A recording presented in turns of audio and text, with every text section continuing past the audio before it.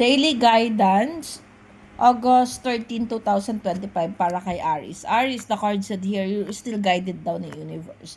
This card showing kasi na may mga bagay ka daw dapat na i-separate dun sa mga bagay na ginagawa mo. This card showing also na kumpleto at maayos naman daw yung mga bagay na ginagawa mo sa ngayon. Just keep moving and continue for what kung ano yung na-start mo na.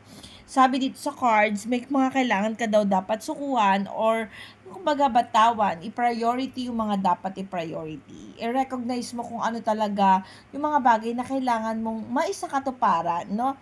Kasi this card showing kasi na you're still guided ng universe, kumpleto yung ano mo, yung landas mo or kumpleto yung um, kumpleto, whole word kasi ito. Pero nakikita ko dito sa cards, may mga dapat kang i-priority. Mas kaysa dun sa mga tao or yung mga bagay na hindi naman appropriate para sa'yo or sabihin na natin hindi naman mas nakaka-induce ng energy mo. So, focus dun sa mga bagay na simulan mo na, Aries. Punta tayo kay Taurus. Taurus, the card said here, huwag kang mag-alala kung may mga bagay na hindi sumang-ayon sa'yo, lalo na pagdating sa finances. This card showing kasi na feeling mo hindi okay yung nangyayari sa araw na ito, but still, hindi naman daw nasira o nawala o nawasak yung mga bagay na nasimulan mo na o nagawa mo na. Things will gonna be okay. Huwag daw mag-alala kung hindi mo pa nakikita yung result or something like na parang napipending ka dun sa mga or sabihin natin may disappointment ka dun sa mga bagay na in-expect mo things will gonna be fruitful for you pero hindi nangyari. But this card showing kasi na huwag mag-alala, sabi dito sa cards, hindi pa rin naman daw huli ang lahat at hindi pa nawawala yung mga bagay. Konting ingat lang pagdating sa paggastos. Gemini. Gemini, the card said here, may konting kabiguan. This card showing kasi na may mga dapat kang i-priority. Nakikita ko dito yung pag-grab ng opportunity, Gemini. Sabi dito sa cards, may mga bagay kang, may paglisan dito, may travel card ka. So, ibig sabihin, gusto mo mag-transitions, may mga gusto kang mangyari, no? May mga bagay kang dapat na isinasakatuparan at nakikita ko dito, ginrab mo yung opportunity na yon. Para sa pag-grab ng opportunity na yon, nakikita ko dito yung hard work or sabihin na natin may mga painful na nangyayari sa'yo, no? This card showing na you need to focus kung ano talaga or magkaroon ng determinasyon, katatagan at yung pagiging matapang na masakatuparan yung mga bagay-bagay na gusto mong mangyari.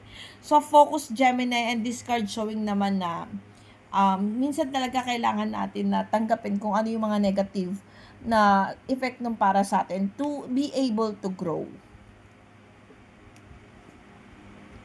Punta tayo kay Virgo. Virgo, the card said here, matatapos daw yung magagawan daw ng pamamaraan yung mga bagay-bagay para sa'yo.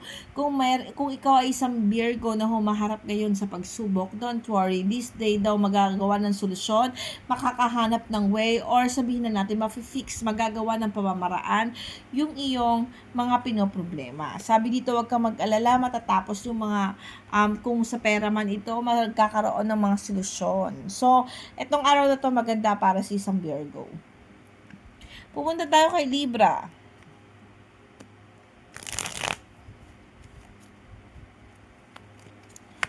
Libra, the card said here, sabi dito sa card, you're still blessed. Kasi nakita ko dito, may mga unexpected ka man na pagkakagastusan or may mga bagay ka man na inaasahan pagdating sa finances na hindi na sa katuparan. Nakikita ko dito, may kakayahan ka pa rin tumulong, may kakayahan ka pa rin, you are better than other pa rin, no? Sabi dito, be thankful na lang Libra dahil may mga paparating na blessing pa rin sa'yo, no? Pagdating sa finances, nakikita ko na magiging maluwag yung mga susunod na araw mo. And then nakikita ko dito sa cards na you need to focus dun sa mga bagay na paglalabasan mo ng pera. This card showing kasi na may mga paparating, may mga blessing, but hopefully, mailagay mo sa tamang pamamaraan or tamang paggastos yung iyong kaperahan or iyong finances or yung mga blessing na dumarating sa iyo, Libra. Scorpio.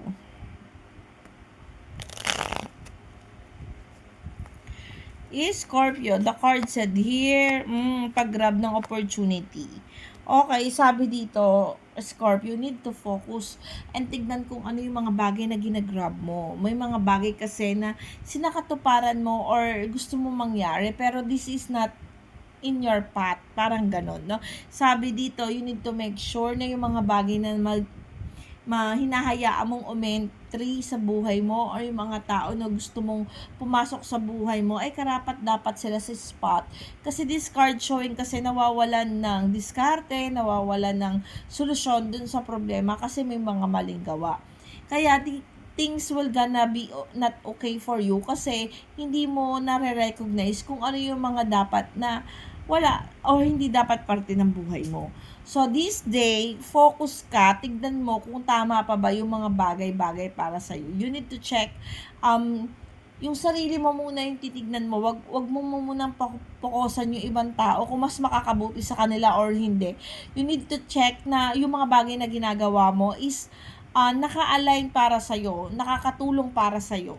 Ganun, mag-focus ka muna sa sarili, Scorpio. Kasi nakikita ko dito, may mga mali kang desisyon o may mga mali kang gawa. Kaya magkakaroon ng malaking problema, kaya kailangan focus. Punta tayo kay Sagittarius. Sagittarius, sabi dito, confused, naguguluhan kasi nakikita ko dito maaaring may mga paglabasan ng pera or maramdaman mo na hindi ka pina-priority ng mga taong pinaglalaanan mo ng panahon. This card showing kasi na okay lang yan. This card kasi nagpapakita na you need to have initiative, gumawa ng pamamaraan para maiparamdam o magawa ng solusyon yung mga bagay-bagay na nakakalito sa'yo o nakakagulo. Ibig sabihin, kung merong pag-aalinlangan man, nakikita mo may mga pag-aalinlangan dun sa mga tao, ibigay mo pa rin ng the best mo. Ibig sabihin kasi nito na parang kahit hindi sila okay, at least you give your part. Sagittarius, at least binigay mo yung sarili mo, at least binigay mo yung kung ano yung mas makakabuti para sa kanila.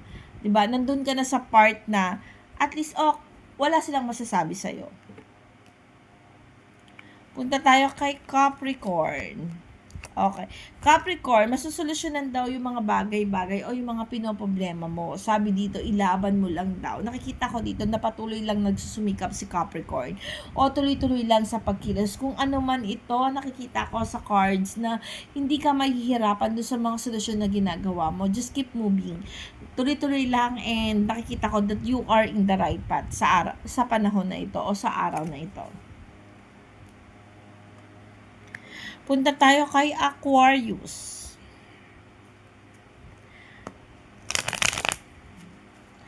Aquarius, the card said here, may pagkabigo. Sabi dito, may lack of finances, nawawalan ng kakayahan na magbigay. Medyo, ang gusto ay paglisan o paglayo. So, nakikita ko dito, medyo may dinaramdamang mga Aquarius, no?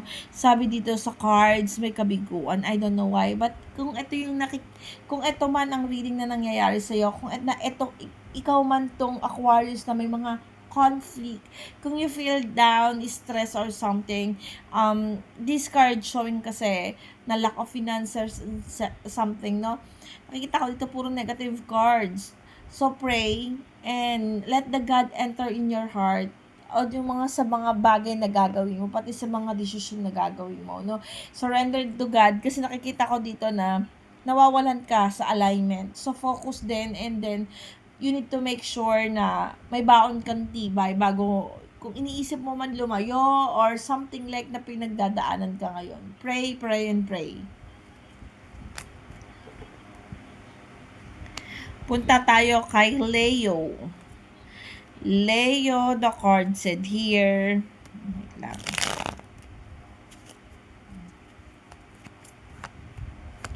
Sabi dito sa cards, hindi ka naman daw mabibigo. This card showing just to continue, hindi mo kailangan mag-transition, umiiwas, o lumayo para magkaroon ng kakayahan na magbigay. This card showing kasi na may mga pagkilos at paggawa. Nakikita ko magiging bisyo si Leo sa araw na ito sa pagtulong o nakikita ko rin dito sa pag-aasikas o something like that, no? Nakikita ko dito na magkakaroon din ng kakayahan na tumulong sa ibang tao. You are still blessed kasi nakikita ko sa cards na hindi ka mabibigo sa araw na ito kung ano man yung mga desisyon na gagawin mo, Leo. Okay, let's go to Cancer.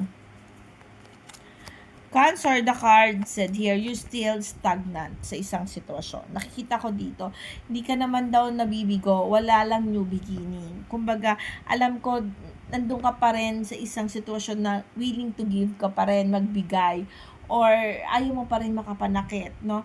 Sabi dito, you're still stagnant, nakahang ka pa rin. This card showing kasi na you need to check kung karapat dapat pa ba yung pagbibigay na pinagdadaanan mo ngayon. Kung nandun ka pa rin ba sa status ng buhay mo na ito ba talaga yung gusto mong mangyari, or ito ba talaga yung sitwasyon na gusto mong mag-stay kasi naka-stagnant ka, no? And I know that you are willing to give and give, Cancer, but you need to make sure na happy ka dun sa mga bagay na ginagawa mo. Pisces.